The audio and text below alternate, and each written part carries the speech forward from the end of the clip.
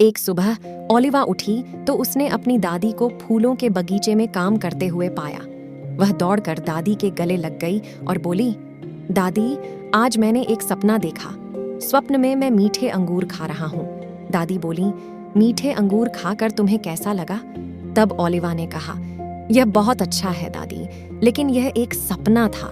मैं अब भी सचमुच खाना चाहती हूँ। दादी ने हंसते हुए कहा कि जिन अंगूरों का तुमने सपना देखा था वे साधारण अंगूर नहीं थे। यह प्रांत का अंगूर है। आपको खाने के लिए जन्नत में जाना होगा, और अगर तुम वहां जाओगे तो तुम यहाँ वापस नहीं आ पाओगे। इसलिए तुम मीठे अंगूर खाने की आशा करना छोड़ दो और हमारे बगीचे के अंगूर खाओ। ये अंगूर उतना मीठा नहीं है जितना आप सपने में सोचते हैं, लेकिन अच्छा है। इस बात से ओलिवर परेशान था। तू अपनी दादी के पास से चला गया और बगीचे में उनकी बेल को देखा।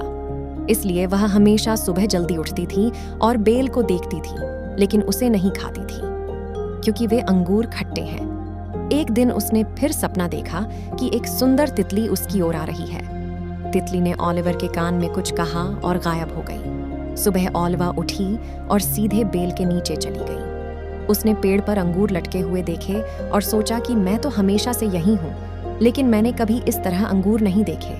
वह अंगूर तोड़ने ही वाली थी कि उसने अपनी दादी को बुलाते हुए सुना। जब उसकी आंखें खुलीं तो सुबह हो चुकी थी और वह बहुत देर से सपना देख रही थी। ओलिवर की दादी अंगूर का एक गुच्छा लेकर उसके पास आईं और बोली, ओलिवर, ये अंगूर खाओ।